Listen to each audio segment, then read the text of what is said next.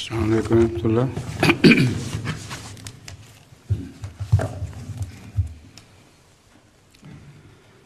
اشهد ان لا اله الا الله وحده لا شريك له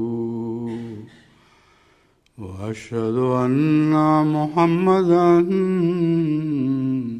عبده ورسوله. أما بعد فأعوذ بالله من الشيطان الرجيم. بسم الله الرحمن الرحيم.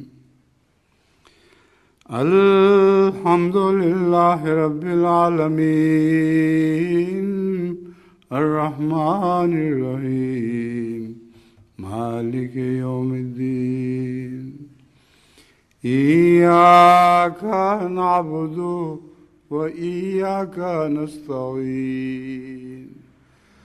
اهدنا الصراط المستقيم صراط الذين أنعمت عليهم غير المغضوب عليهم ولا الضالين. والحي لا إله إلا هو فادعوه مخلصين له الدين. الحمد لله رب العالمين. سورہ المومن آیت 66. وہی زندہ ہے، اس کے سوا کوئی معبود نہیں، بس اسی کے لیے دین کو خالص کرتے ہوئے اسے پکارو. کامل تعریف اللہ ہی کے لیے ہے جو تمام جہانوں کا رب ہے. یہ دعاؤں کا سلسلہ ابھی بھی جاری ہے، یعنی حضرت اقدس محمد مصطفیٰ صلی اللہ علیہ وآلہ وسلم نے دن رات جو اپنے لیے اور امت کے لیے قیامت تک کے لیے دعائیں مانگی ہیں، وہ آپ کی دعاؤں کا سلسلہ آئندہ بھی غالباً 2 یا 3 جمعوں تک جاری رہے گا. اتنی دعائیں ہیں کہ ناممکن ہے کہ ایک انسان ان کو پوری طرح یاد رکھ سکے، اور زندگی کے ہر پہلو کو گھیرے ہوئے ہیں. سونا، جاگنا، اٹھنا، بیٹھنا، چلنا پھرنا، کوئی بھی تو پہلو ایسا نہیں جس پہ حضرت اقدس محمد مصطفیٰ صلی اللہ علیہ وسلم نے دعائیں نہ مانگی ہوں اور دعائیں نہ سکھائی ہوں. بس دل میں بس یہی آتا ہے کہ حضرت صلی اللہ علیہ وسلم پر قیامت تک درود بھیجتے رہیں. یعنی آپ تو قیامت تک نہیں رہیں گے، مگر آپ کے درود قیامت تک حضرت صلی اللہ علیہ وسلم کے لیے جاری رہیں. اور جتنی آپ نے امت کے غم و غم میں دعائیں مانگی ہیں، اسی ہم و غم کے ساتھ حضرت صلی اللہ علیہ وسلم پر درود بھیجنا چاہیے، اور اسی کثرت سے بھیجنا چاہیے. اگر ساری زندگی بھی درود میں گزر جائے تو یہ بھی کوئی ایسی جزا نہیں ہوگی جو حضرت صلی اللہ علیہ وسلم کے حسن و احسان کے بدلے میں دی گئی ہو، بلکہ حسن و احسان کا بدلہ اتارنے کی ایک کوشش ہوگی، ایک کمزور کوشش جسے اللہ قبول فرمائے اور ہماری بگڑیاں بھی سنور جائیں. قیامت تک کے لیے جماعت احمدیہ کو حضرت صلی اللہ علیہ وسلم کی دعاؤں کا ثمرہ ملتا رہے. اس ضمن میں ایک حدیث میں آپ کے سامنے حضرت عائشہ صدیقہ رضی اللہ تعالیٰ عنہ کی سنن ابن ماجہ کتاب الدعا باب اسم اللہ العظم سے پڑھ رہا ہوں. اسم اعظم کا سلسلہ چل رہا ہے، اور بہت سے لوگ کسی ایک چیز کو اسم اعظم قرار دیتے ہیں، کچھ اور کسی اور چیز کو. تو ایک بہت ہی دلچسپ مکالمہ حضرت عائشہ صدیقہ رضی اللہ تعالیٰ عنہ کا حضرت صلی اللہ علیہ وسلم سے اس موضوع پر ہوا. اور جس طرح پیار سے انسان چھیڑتا ہے، اس طرح حضور اکرم صلی اللہ علیہ وسلم نے آپ کو چھیڑا بھی، اور بالآخر آپ کا مسلک بھی، آپ کی التجا بھی پوری فرما دی. روایت ہے قال ذات یوم یا عائشہ، ایک دن حضرت صلی اللہ علیہ وآلہ وسلم نے فرمایا کہ اے عائشہ، تجھے معلوم ہے کہ اللہ تعالیٰ نے مجھے اپنے اس نام سے آگاہ فرما دیا ہے کہ اگر وہ لے کر اللہ تعالیٰ سے دعا کی جائے تو قبول فرماتا ہے۔ حضرت عائشہ رضی اللہ تعالیٰ عنہ کہتی ہیں کہ اس پر میں نے کہا یا رسول اللہ، میرے والدین آپ پر قربان ہوں، پھر مجھے بھی تو وہ دعا سکھا دیجیے۔ آپ نے فرمایا عائشہ وہ تیرے لیے نہیں ہے۔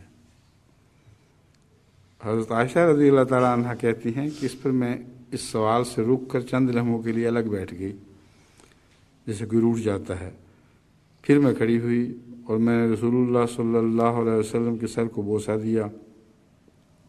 پھر میں نے عرض کیا یا رسول اللہ، مجھ وہ اسم الہی سکھا دیجیے۔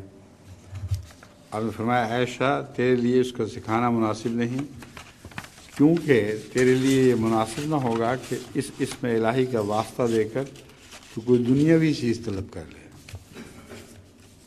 حضرت عائشہ رضی اللہ تعالیٰ عنہ کہتی ہیں کہ اس پر میں کھڑی ہوئی اور وضو کیا، پھر میں نے 2 رکعت نوافل ادا کیے۔ پھر میں نے دعا کرتے ہوئے کہا اے اللہ، میں تجھ سے اللہ کہہ کر، رحمان کہہ کر، البر الرحیم کہہ کر دعا کرتی ہوں، اور تجھ سے ان تمام اسماء حسنہ کا واسطہ دے کر دعا کرتی ہوں جو مجھے معلوم ہے اور جو مجھے معلوم نہیں، کہ تو مجھے بخش دے اور اس پر رحم فرما۔ حضرت عائشہ رضی اللہ تعالیٰ عنہ کہتی ہیں کہ اس پر رسول کریم صلی اللہ علیہ وسلم ہنس پڑے اور فرمایا وہ اسم الہی جس کا میں ذکر کر رہا تھا ان اسماء میں آ گیا ہے جو تم نے لیے ہیں۔ اور یہ بتانے کا موقع اس لیے بھی پیدا ہوا کہ حضور صلی اللہ علیہ وآلہ وسلم کو یہ خوف تھا کہ اس اسم کے ذریعے آپ دنیا نہ طلب کر لیں۔ آپ نے تو صرف اتنی دعا کی تھی کہ مجھے بخش دے اور مجھ پر رحم فرما۔ بس اسماء الہی جتنے بھی ہیں سب حسین ہیں، ان سب کا واسطہ دے کر اپنی دعائیں کرنی چاہیے۔ ایک سنن الترمذی سے یہ روایت لی گئی ہے، عن ابی العلاء ابن الشخیر، ابو العلاء بن شخیر یا شہیر بنو حنظلہ کے ایک شخص کے واسطے سے روایت کرتے ہیں کہ اس شخص نے کہا میں ایک سفر میں شداد بن اوس کا ہم سفر تھا۔ آپ نے فرمایا کیا آپ کو میں ایسی دعا نہ سکھاؤں جو رسول اللہ صلی اللہ علیہ وسلم ہمیں سکھایا کرتے تھے؟ وہ یہ ہے کہ ہم کہیں اے اللہ مجھے معاملات میں ثبات قدم عطا کر، اور میں تجھ سے ہدایت پر عزم کی توفیق عطا کر مانگتا ہوں، یعنی ہدایت ہو اور پھر اس پر ثبات بھی ہو اور عزم ایسا ہو جو ہمیشہ قائم رہے۔ تجھ سے تیری نعمت کا شکر ادا کرنے اور عمدہ طریق سے عبادت کرنے کی توفیق مانگتا ہوں، اور میں تجھ سے سچ بولنے والی زبان، فرما بردار دل طلب کرتا ہوں، اور میں تجھ سے ہر اس شر سے جو تیرے علم میں ہے پناہ مانگتا ہوں، اور میں تجھ سے ہر اس خیر کا طالب ہوں جو تیرے علم میں ہے، اور میں تجھ سے ان گناہوں کی مغفرت کا طالب ہوں جو تیرے علم میں ہیں، یقیناً تو ہی غائب کا علم رکھنے والا ہے۔ یہاں غائب کا علم رکھنے والا کہہ کر حضور اکرم صلی اللہ علیہ وآلہ وسلم یہ عرض کر رہے ہیں کہ جو کچھ مجھے اپنے متعلق پتہ تھا کہ میری کمزوریاں ہیں ان سب کی تو میں نے دعا مانگ لی، مگر بعید نہیں کہ کچھ ایسی کمزوریاں بھی ہوں جو تیرے علم میں ہیں اور میرے علم میں نہیں۔ بس حضور صلی اللہ علیہ وآلہ وسلم اپنے نفس کی ایسی نگرانی فرماتے تھے کہ دن رات چھان پھٹک کے گویا دیکھ رہے ہیں کہ کہیں کسی طرح کوئی رخنہ نہ پیدا ہو گیا ہو، اور اس کے باوجود آپ کو کچھ نظر نہیں آیا، اور پھر بھی بڑے عز اور انکساری سے اللہ تعالیٰ سے عرض کیا کہ اے خدا، وہ جن کا مجھے علم تھا وہ تو میں دیکھ چکا ہوں، جو تیرے علم میں ہے میں نہیں جانتا، تو ان سے بھی مجھے محفوظ رکھ اور بخش دے۔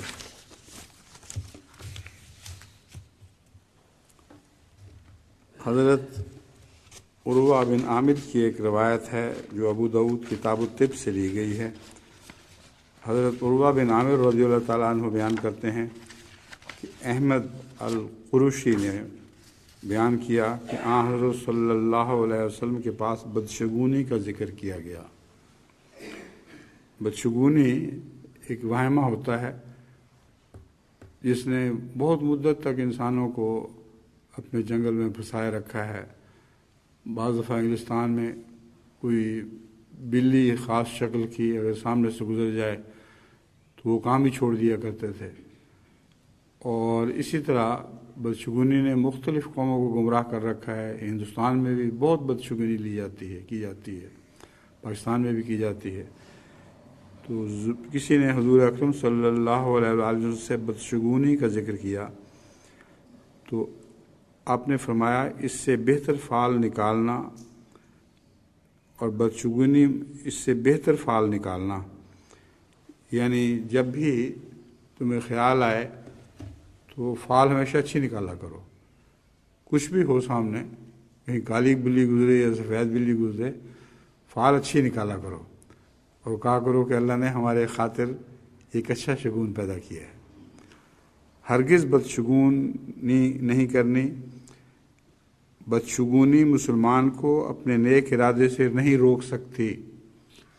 تو یہ مصنوعی باتیں ہیں جو دنیا میں خام خواہ پھیلی ہوئی ہیں۔ مسلمان اپنے نیک ارادے میں کبھی بدشگونی سے نہیں ڈرتا۔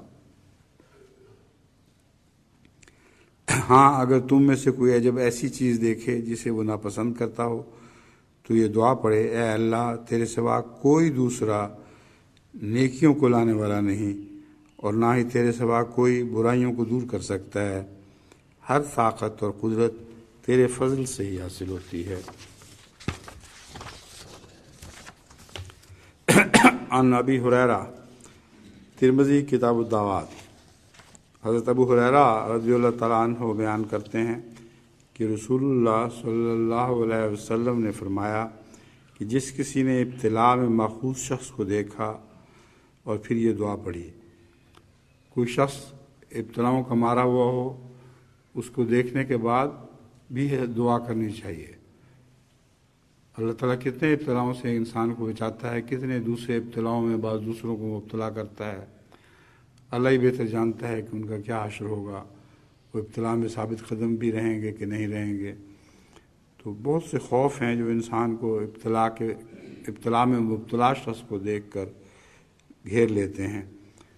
حضرت ابو ہریرہ رضی اللہ تعالیٰ عنہ اسی سلسلے میں بیان کرتے ہیں، یہاں حضور نے فرمایا جس کسی نے ابتلاء میں ماخوذ شخص کو دیکھا اور پھر یہ دعا پڑھی، تمام تعریفیں اللہ کے لیے ہیں جس نے مجھے اس ابتلاء سے بچایا، جس میں اس نے اسے ڈالا اور مجھے اپنے مخلوق میں سے بہت ساروں پر فضیلت دی،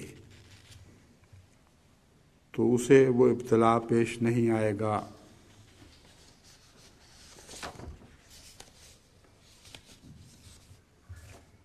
ان باتوں کو دیکھے جو اس کے اندر خدا تعالیٰ نے دوسروں سے بہتر پیدا کی ہیں، تو اللہ تعالیٰ کے فضل سے پھر اس دعا سے اس کا ابتلاء ہٹ جائے گا، یا اگر آئے گا تو خدا خود ہی اس کو سنبھالنے کی توفیق عطا فرمائے گا۔ ایک روایت ترمذی کتاب الدعوات سے لی گئی ہے۔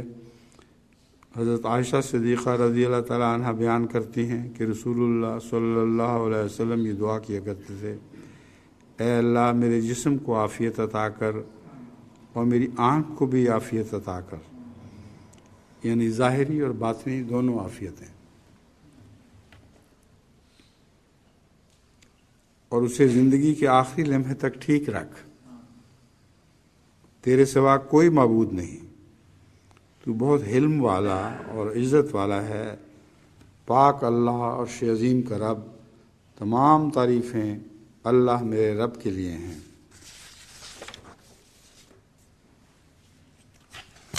ایک اور حدیث نسبتاً لمبی سنن نسائی کتاب سحر سے لی گئی ہے۔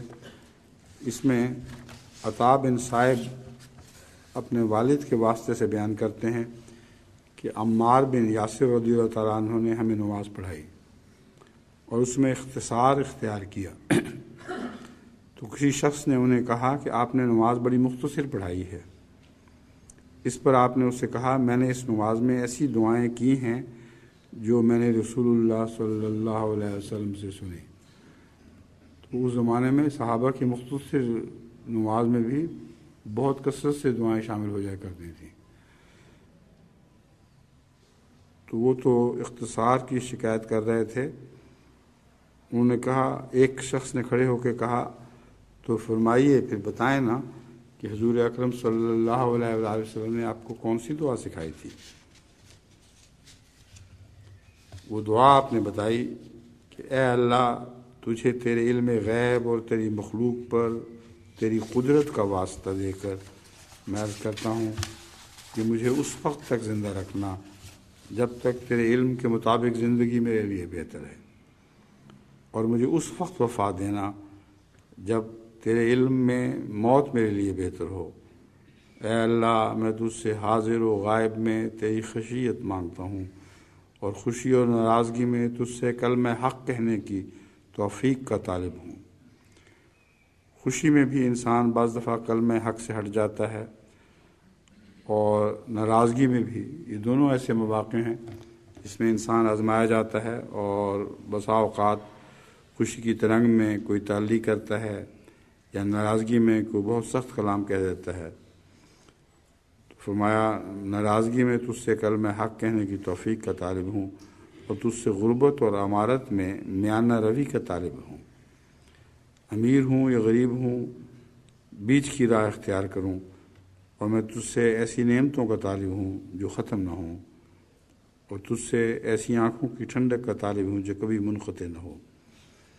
اب وہ نعمتیں جو کبھی ختم نہ ہوں، وہ تو صرف وہی نعمتیں ہیں جو ابدی نعمتیں خدا تعالیٰ عطا فرماتا ہے، اور وہ اس دنیا میں بھی کام آتی ہیں اور اس دنیا میں بھی۔ اور تجھ سے ایسی آنکھوں کی ٹھنڈک کا طالب ہوں جو کبھی منقطع نہ ہو۔ ایسی آنکھوں کی ٹھنڈک نصیب فرما، اپنے ارد گرد و پیش سے، اپنے اہل و عیال سے، اگلوں پچھلوں سے، سب سے ہماری آنکھیں ٹھنڈی ہوں۔ میں تیرے فیصلہ کے بعد تیری رضا کا طالب ہوں۔ ہاں، جب تیرا فیصلہ آ جائے، جو بھی فیصلہ ہو، اس میں تیری رضا چاہتا ہوں۔ میں تجھ سے موت کے بعد پرسکون زندگی مانگتا ہوں، اور میں تجھ سے اس بات کا سوالی ہوں کہ اپنے چہرے کے دیکھنے کی لذت مجھے عطا فرما، اور میں تجھ سے ملنے کے شوق کا سوالی ہوں کہ بغیر کسی تکلیف اور مشکل کے اور بغیر کسی گمراہ کن آزمائش کے مجھے یہ انعام عطا فرما۔ اے اللہ، ہمیں ایمان کی زینت سے مزین فرما، اور ہمیں ہدایت یافتہ اور ہدایت پانے والا بنا۔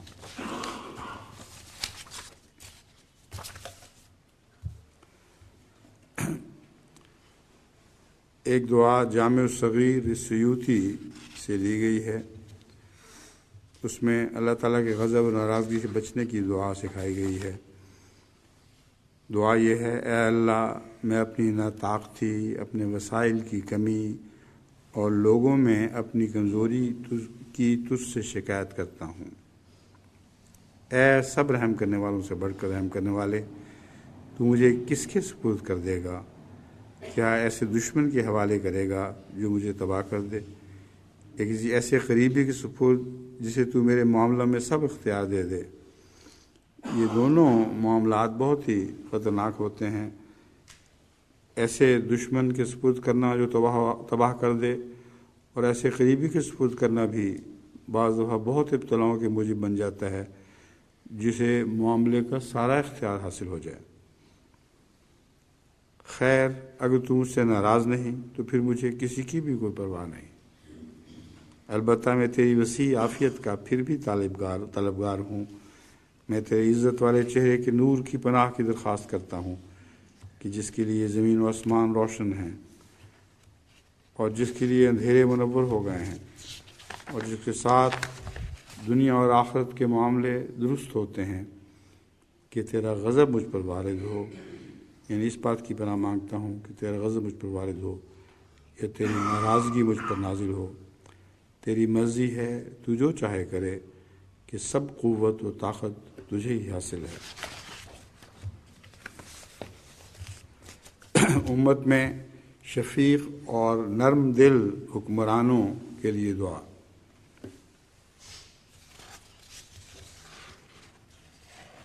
یہ دعا مسلم کتاب الامارہ سے لی گئی ہے۔ حضرت عبد الرحمن بن شمامہ روایت کرتے ہیں کہ حضرت عائشہ رضی اللہ تعالیٰ عنہ کی خدمت میں حاضر ہوا۔ میں ان سے کسی امر کے بارے میں دریافت کر رہا تھا کہ آپ نے فرمایا کہ تم کہاں کے رہنے والے ہو؟ میں نے بتایا کہ میں مصر کا رہنے والا ہوں۔ اس پر آپ نے فرمایا میں نے رسول اللہ صلی اللہ علیہ وسلم کو اپنے گھر میں یہ دعا کرتے ہوئے سنا ہے، اے اللہ، جو شخص میری امت کے معاملات کا والی ہو اور ان پر سختی کرے تو بھی اس پر سختی کر، اور جو شخص میری امت کا حاکم بنے اور ان سے نرمی کا سلوک کرے تو بھی اس سے نرمی کا سلوک فرما۔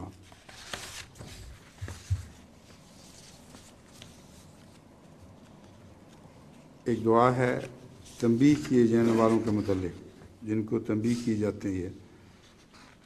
یہ حضرت سالم سے صحیح مسلم میں مروی ہے۔ سالم سے روایت ہے کہ میں نے ابو ہریرہ رضی اللہ تعالیٰ عنہ سے سنا، وہ کہتے تھے میں نے حضرت رسول اللہ صلی اللہ علیہ وسلم سے سنا ہے، آپ دعا کیا کرتے تھے، اے اللہ، محمد ایک بشر ہے، وہ ناراض بھی ہوتا ہے جس طرح بشر ناراض ہوتے ہیں، میں تجھ سے وعدہ لیتا ہوں تو اس کے خلاف نہ کرنا۔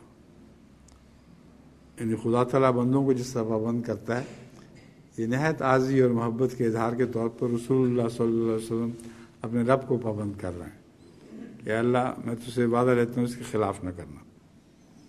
کوئی مومن جسے میں تکلیف دوں یا اس سے سخت کلمہ کہہ دوں یا اسے کوڑا مار بیٹھوں، جیسا کہ بعض جنگ میں حضور صلی اللہ علیہ وسلم کے ہاتھ سے بظاہر کوڑے کی نوک لگی کسی کو، اور وہ تکلیف اس کی ہمیشہ کے لیے بخشش کا موجب بن گئی۔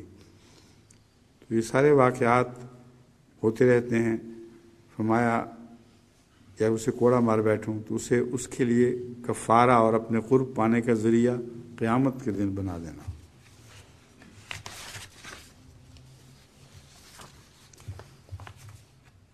حضرت صلی اللہ علیہ وآلہ وسلم مختلف وفود بھیجا کرتے تھے۔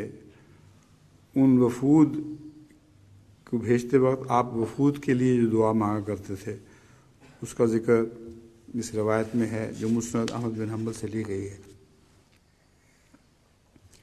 زید بن ابی القموس روایت کرتے ہیں کہ انہیں وفد عبد القیس نے بتایا کہ انہوں نے رسول اللہ صلی اللہ علیہ وسلم کو یہ فرماتے ہوئے سنا، اے اللہ، ہمیں اپنے منتخب بندوں میں سے بنا لے جن کی پیشانیاں روشن اور چمکدار ہوں، ایسے وفد میں شامل ہوں جس کو خدا تعالیٰ کے حضور مقبولیت ہو۔ کسی بستی میں داخل ہونے کی دعا۔ یہ مستدرک حاکم سے دعا لی گئی ہے۔ دعا یہ ہے، اے اللہ، جو ساتوں آسمانوں اور جن پر سایہ فگن ہیں کا رب ہے، اور جو ساتوں زمینوں اور جن کو اٹھائے ہوئے ہیں ان کا رب ہے، اور جو شیاطین اور جن کو وہ گمراہ کرتے ہیں ان کا رب ہے، اور جو ہواؤں اور جن اشیاء کو وہ بکھیرتی پھرتی ہیں ان کا رب ہے۔ ہم تجھ سے اس بستی اور اس کے باشندوں کی بھلائی کے طالب ہیں، اور ہم اس بستی کے شر اور اس کے رہنے والوں کے شر اور جو کچھ اس میں ہے اس کے شر سے تیری پناہ میں آتے ہیں۔ اے اللہ، اس بستی میں ہمارا قیام بابرکت کر دے۔ پھر ہے دعا کرنے والا 3 مرتبہ یہ کہے، اے اللہ، ہمیں اس کے پھل عطا کر اور ہمیں اس کے رہنے والوں کے لیے محبوب بنا دے، اور اس کے صالح بندوں کو ہمارا محبوب بنا دے۔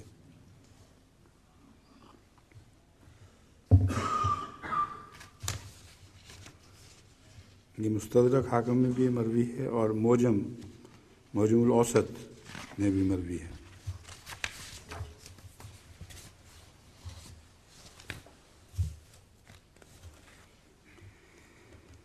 ایک حدیث ابو داود کتاب الادب سے لی گئی ہے جو حضرت ابی مالک الاشعری رضی اللہ تعالیٰ عنہ سے مروی ہے۔ حضرت ابو مالک الاشعری رضی اللہ تعالیٰ عنہ بیان کرتے ہیں کہ حضرت صلی اللہ علیہ وسلم نے فرمایا کہ جب کوئی شخص گھر میں داخل ہو تو یہ دعا پڑھے۔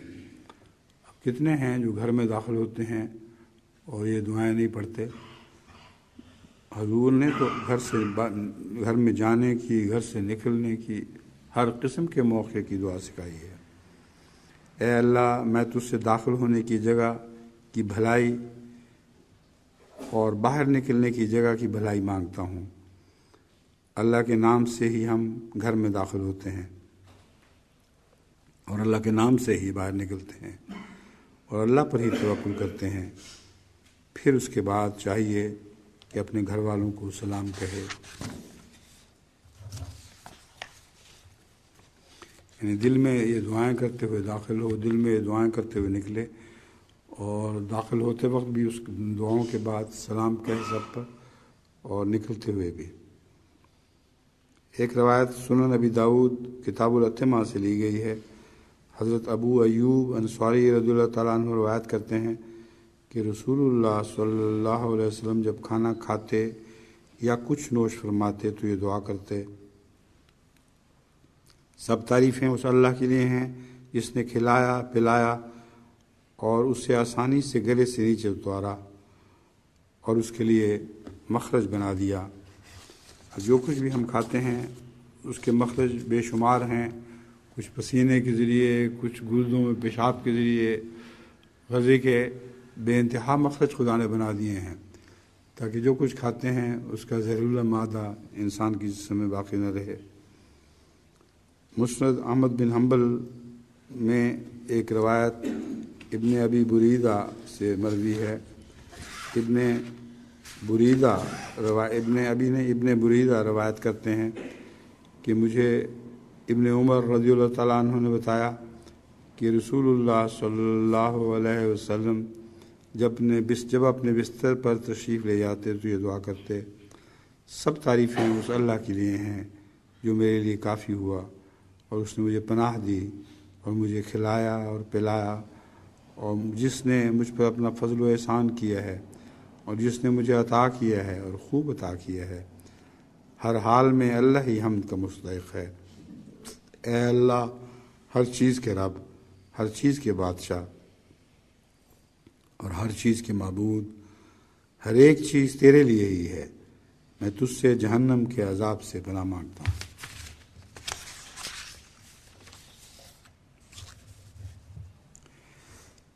ایک روایت سنن ابی داود کتاب الادب سے ادب میں ابو اظہر الانماری ہے۔ ابو الاظہر الانماری رضی اللہ تعالیٰ عنہ سے مروی ہے، رسول اللہ صلی اللہ علیہ وسلم رات کو جب اپنے بستر پر تشریف لے جاتے تو یہ دعا کیا کرتے: اللہ کے نام سے میں اپنا پہلو بستر پر رکھتا ہوں۔ اے اللہ، میرے گناہ بخش دے، میرے شیطان کو نامراد کر دے اور میری ذمہ داریوں سے مجھے رہائی بخش اور مجھے اعلیٰ مجلس میں شامل فرما دے۔ ایک دعا سنن ابی داود کتاب الادب سے لی گئی ہے جو حضرت عبداللہ بن غنام البیاضی سے مروی رضی اللہ تعالیٰ عنہ سے مروی ہے۔ عبداللہ بن غنام بیاضی رضی اللہ تعالیٰ عنہ روایت کرتے ہیں کہ رسول اللہ صلی اللہ علیہ وسلم نے فرمایا کہ جس شخص نے صبح کرتے وقت یہ دعا کی: اے اللہ، میں نے جن نعمتوں کے ساتھ صبح کی ہے وہ صرف تیری ہی عطا ہیں، تیرا کوئی شریک نہیں، تعریف کا صرف تو ہی اہل ہے اور شکر بجا لانا تیرے ہی لیے ہے، تو اس نے اپنے اس دن کے شکر کا حق ادا کر دیا، اور جس نے یہ دعا شام کو کی تو اس نے اپنی اس رات کا شکر کا حق ادا کر دیا۔ حق ادا کر دیا سے مراد یہ نہیں کہ واقعتاً اس نے حق ادا کر دیا، مراد یہ ہے حق ادا کرنے کی کوشش کی ہے، اللہ اسے قبول فرمائے۔ انصار کی ایک بستی کے لیے آن حضرت صلی اللہ علیہ وآلہ وسلم نے خصوصیت سے ایک دعا مانگی تھی جو موطا امام مالک میں مالک ان عبداللہ سے مروی ہے۔ امام مالک عبداللہ بن جابر بن عتیق سے روایت کرتے ہیں کہ انہوں نے کہا، ہمارے پاس عبداللہ بن عمر رضی اللہ تعالیٰ عنہ انصار کی بستیوں میں سے ایک بستی بنو معاویہ میں تشریف لائے اور فرمایا، کیا تمہیں معلوم ہے کہ تمہاری اس مسجد میں رسول اللہ صلی اللہ علیہ وسلم نے کس جگہ نماز ادا کی تھی؟ اس پر میں نے انہیں کہا، ہاں مجھے معلوم ہے، اور میں نے انہیں مسجد کے ایک پہلو کی طرف اشارہ کر کے بتایا کہ یہاں رسول اللہ صلی اللہ علیہ وسلم نے نماز پڑھائی تھی یا نماز پڑھی تھی۔ اب بھی لوگوں میں رواج ہے۔ حضرت مسیح موعود علیہ الصلوۃ والسلام کے صحابہ پوچھنے والوں کو بتایا کرتے تھے کہ حضرت مسیح موعود علیہ الصلوۃ والسلام کس کونے میں کھڑے ہو کر نماز پڑھا کرتے تھے، اور پھر برکت کی خاطر اسی جگہ نماز پڑھا کرتے تھے تاکہ حضرت مسیح موعود علیہ الصلوۃ والسلام کی دعائیں ان کو بھی لگ جائیں۔ تو آن حضرت صلی اللہ علیہ وآلہ وسلم کے زمانے سے یہ رواج چلا آ رہا ہے اور یہ کوئی بدعت نہیں ہے۔ میں نے اشارہ کیا کہ کہاں نماز پڑھا کرتے ہیں، اس پر انہوں نے کہا، کیا تمہیں معلوم ہے کہ حضور نے کون سی 3 دعائیں اس مسجد میں کی تھیں؟ میں نے کہا، ہاں مجھے معلوم ہے۔ ابن عمر رضی اللہ تعالیٰ عنہ نے کہا، مجھے وہ دعائیں بتائیں۔ چنانچہ میں نے کہا، آپ نے یہ دعا کی تھی کہ اللہ تعالیٰ ان میں سے باہر کا کوئی دشمن غالب نہ کرے اور انہیں قحط سالی سے ہلاک نہ کرے۔ اللہ تعالیٰ نے آپ کی یہ دونوں دعائیں قبول فرما لیں، لیکن ایک تیسری دعا تھی جو قبول نہ فرمائی، اور آپ نے یہ بھی دعا کی تھی کہ آپس میں جھگڑا نہ کریں۔ کتنے بدقسمت لوگ ہیں جو حضور اکرم صلی اللہ علیہ وآلہ وسلم کے دعاؤں کے پھل تو کھاتے ہیں مگر جھگڑوں سے باز نہیں آتے، بس چونکہ ان کے دل ٹیڑھے ہو چکے ہوتے ہیں اس لیے ان کے حق میں حضرت صلی اللہ علیہ وآلہ وسلم کی بھی دعائیں کام نہیں آتی۔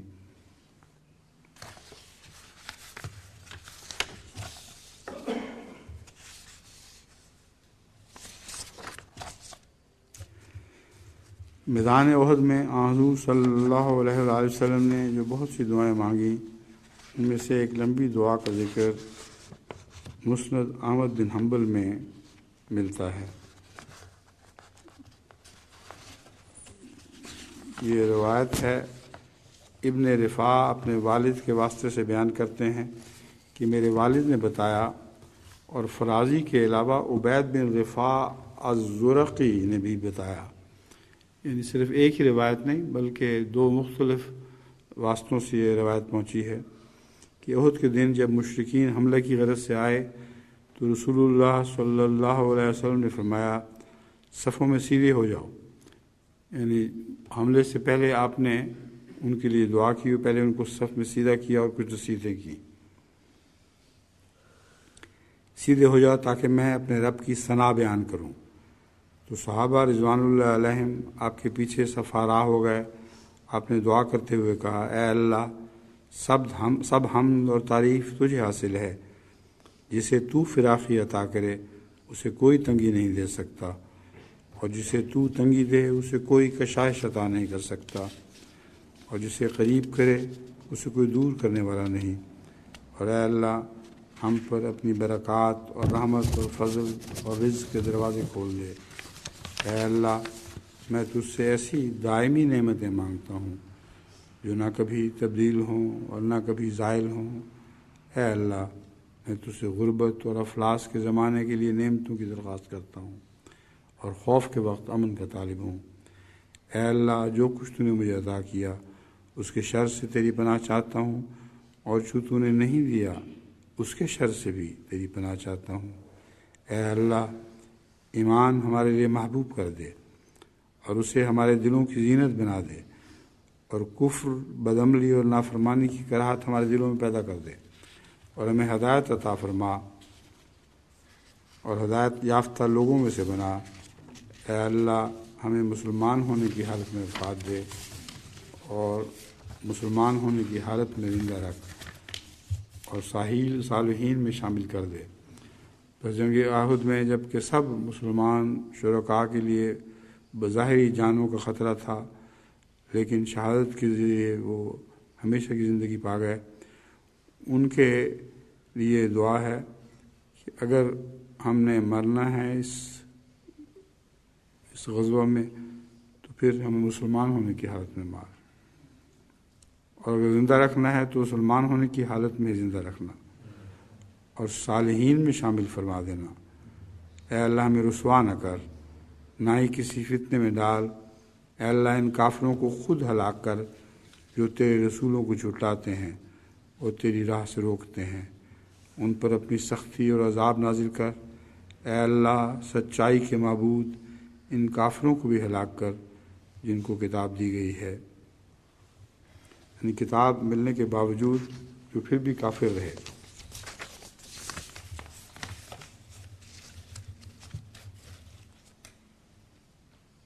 ایک روایت ترمذی کتاب المناقب سے حضرت ابن عباس سے مروی ہے۔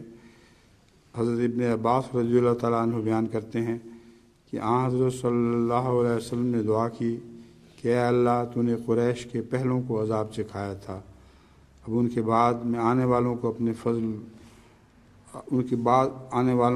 فضل و عطا سے حصہ عطا فرما۔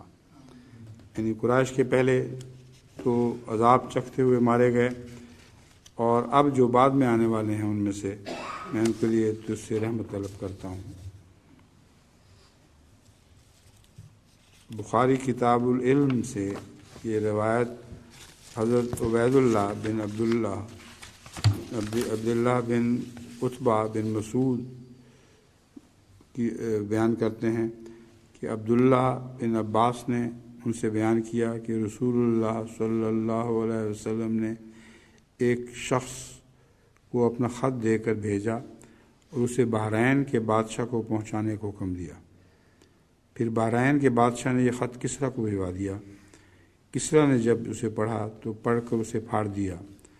راوی کہتے ہیں کہ میرا خیال ہے کہ رسول اللہ صلی اللہ علیہ وسلم نے ان کے خلاف یہ دعا کی تھی کہ اللہ جس طرح کسریٰ نے اس خط کے ٹکڑے کیے ہیں تو اس کی حکومت کے بھی ٹکڑے کر دے۔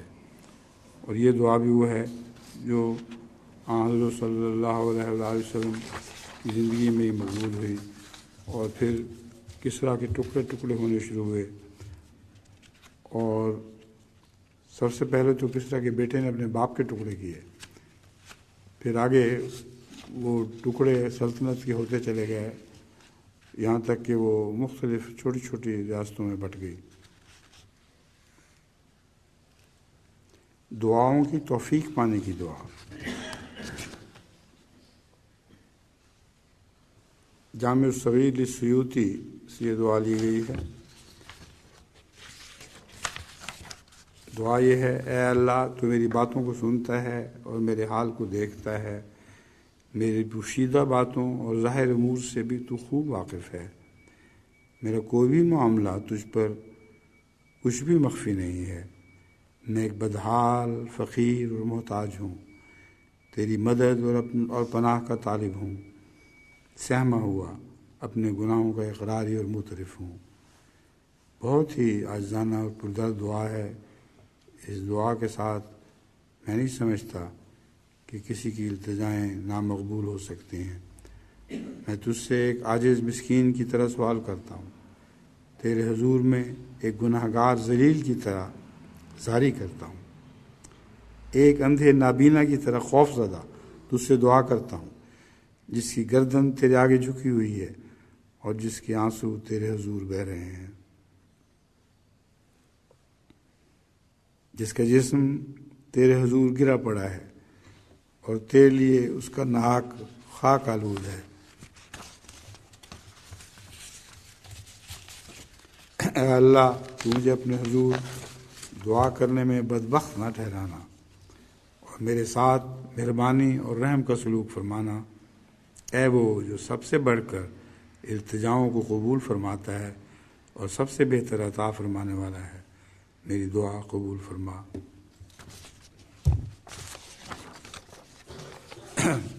آخر پر میں حضرت اقدس مسیح موعود علیہ الصلوۃ والسلام سے اقتباس آپ کے سامنے پڑھ کے رکھتا ہوں، جو حضور صلی اللہ علیہ وآلہ وسلم کی ایک یا دو اقتباسات ہیں، دراصل کی دعاؤں ہی سے متعلق ہیں، یا عموماً دعا کے متعلق ہیں۔ یاد رکھو کہ دعائیں منظور نہ ہوں گی جب تک تم متقی نہ ہو۔ بس تقوی اختیار کرو۔ تقوی کی دو قسمیں ہیں، ایک علم کے متعلق، دوسرا عمل کے متعلق۔ علم کے متعلق تو میں نے بیان کر دیا کہ علوم دین نہیں آتے اور حقائق و معارف نہیں کھلتے جب تک متقی نہ ہو، اور عمل کے متعلق یہ ہے کہ نماز، روزہ اور دوسری عبادات اس وقت تک ناقص رہتی ہیں جب تک متقی نہ ہوں۔ پھر فرماتے ہیں دعا اور استجابت میں ایک رشتہ ہے کہ ابتدا سے اور جب سے کہ انسان پیدا ہوا برابر چلا آتا ہے۔ جب خدا تعالیٰ کا ارادہ کسی بات کے کرنے کے لیے توجہ فرماتا ہے تو سنت اللہ یہ ہے کہ اس کا کوئی مخلص بندہ اضطرار اور کرب اور قلق کے ساتھ دعا کرنے میں مشغول ہو جاتا ہے اور اپنی تمام ہمت اور تمام توجہ اس امر کے ہو جانے کے لیے مصروف کر دیتا ہے۔ تب اس مرد فانی کی دعائیں فیوز الہی کو آسمان سے کھینچتی ہیں اور خدا تعالیٰ ایسے نئے اسباب پیدا کر دیتا ہے جن سے کام بن جائے۔ یہ دعا اگرچہ بظاہر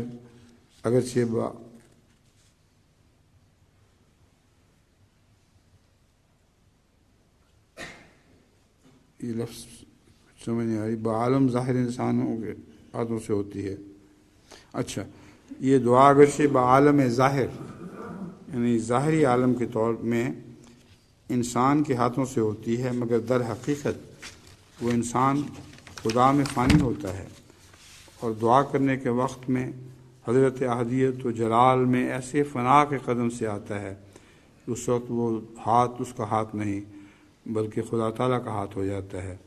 یہی دعا ہے جس سے خدا پہچانا جاتا ہے اور ذوالجلال کی ہستی کا پتہ چلتا ہے جو ہزاروں پردوں میں مخفی ہے۔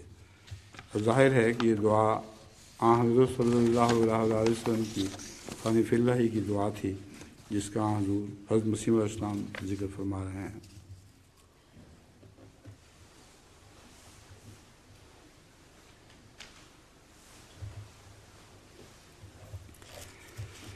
الحمد للہ نحمدہ ونستعینہ ونستغفرہ ونؤمن بہ ونتوکل علیہ ونعوذ باللہ من شرور انفسنا ومن سیئات اعمالنا من یہدہ اللہ فلا مضل لہ ومن یضلل فلا ہادی لہ ونشهد ان لا الہ الا اللہ وحدہ لا شریک لہ ونشهد ان محمدا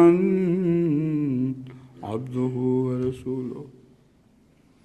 عباد اللہ رحمکم اللہ، ان اللہ یامر بالعدل والإحسان وإیتاء ذی القربى وینہی عن الفحشاء والمنکر والبغی یعظکم لعلکم تذکرون۔